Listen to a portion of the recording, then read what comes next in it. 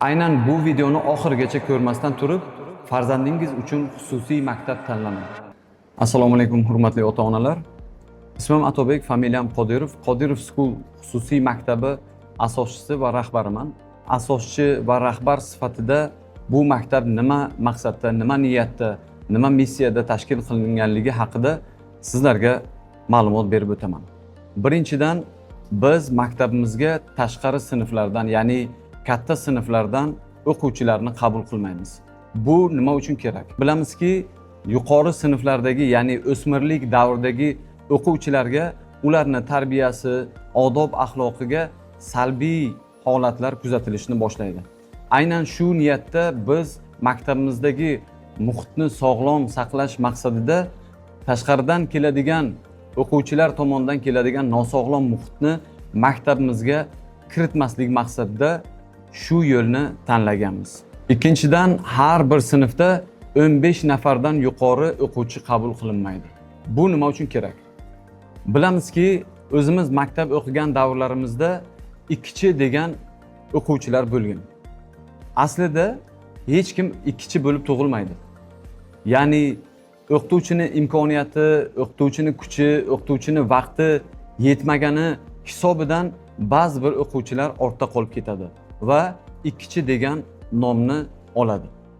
Aynan biz bu xatoni qilmaslik maqsadida sinfda 15 nafardan bolani oshirmagan holatda faoliyatimizni davom etib kelyapmiz.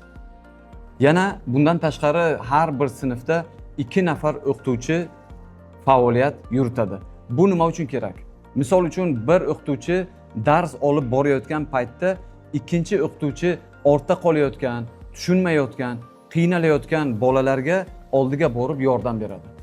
Bu ham aynan bizni bu maktabda o'qiyotgan o'quvchilarimizni kelajakda yetuk shaxs bo'lishi, ikkichi degan nomni olmasligi, ularning ruhiyatiga bu nomlar salbiy ta'sir ko'rsatmasligi hisobidan shu yo'lni tanlaganmiz. Uchinchidan, kitobxonlik muhitini juda ham qattiq nazoratga olganmiz. Bu nima uchun kerak? Bilamizki, bugungi kunda ijtimoiy tarmoqlarda turli xil yaxshilik haqida, hayot haqida, ota-onaga itoat qilish haqida, oila haqida, sabr haqidagi tushunchalarni hamma o'zini qarashi, o'zini fikri, o'zini dunyo qarashidan kelib, o'zini hayotda orttirgan tajribalardan kelib chiqib gapiryapti.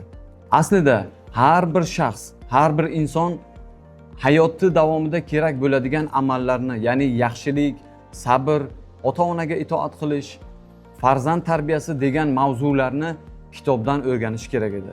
Aynan shu 3 tamoyil har bir insonni hayotida kerak bo'ladigan tamoyillardan hisoblanadi.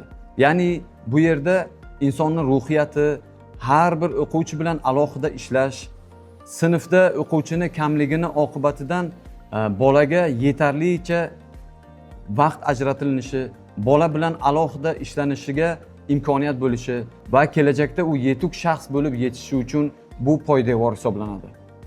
Bu tamoyillar insonni hayotida, insonning rivojlanishida, insonning muvaffaqiyatli bo'lishida kerak bo'ladigan bosqichlar hisoblanadi.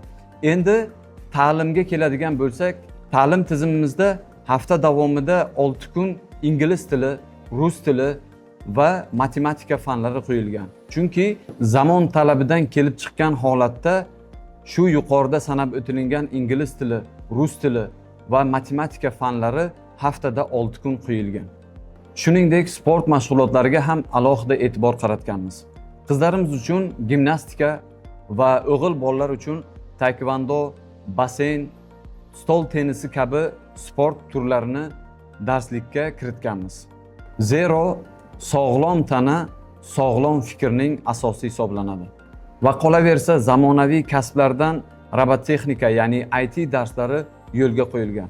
Robototexnika darslarimizda bolalarimiz 700 ga yaqin turli xil robotlarni o'z qo'llari bilan yasashadi va kompyuterga maxsus kodlar terish orqali u yasagan robotlarni harakatga keltirib, ya'ni boshqarishadi. Maktabimizdagi o'quvchilar faqatgina ta'lim yoki tarbiya emas, hayotlari davomida kerak bo'ladigan kasb hunarlarni o'rganishadi. Ya'ni qizlar tikuvchilik, pazandachilik, va o'g'il bolalarimiz duradgorlik, ya'ni yog'och bilan turli xil shakllarni, turli xil narsalarni yasashadi. Bizning maqsadimiz faqatgina o'quvchilarimizni oliygohlardagi imtihonlarga tayyorlash emas.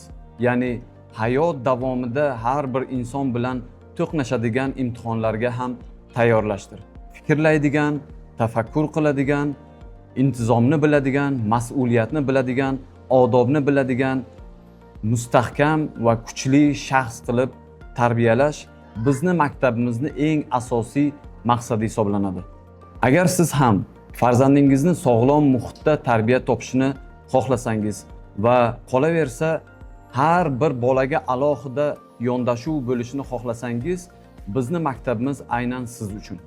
Maktabimizda qo'shimcha imkoniyatlar sifatida har bir bola uchun maxsus forma va o'quv qurollari beriladi.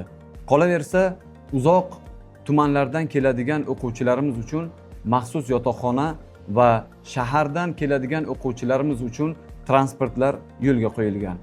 Shahardan keladigan o'quvchilarimizni aynan xonadonlaridan olib, yana dars tugagandan keyin xonadonlariga etib, ota-onalarini qo'llariga topshiramiz. Yuqorida aytilgan qadriyatli maktabni siz aynan o'z farzandingizga xohlasangiz, pastda havola qoldiramiz. Ro'yxatdan o'ting, batafsil ma'lumotni shaxsan o'zim sizga beraman.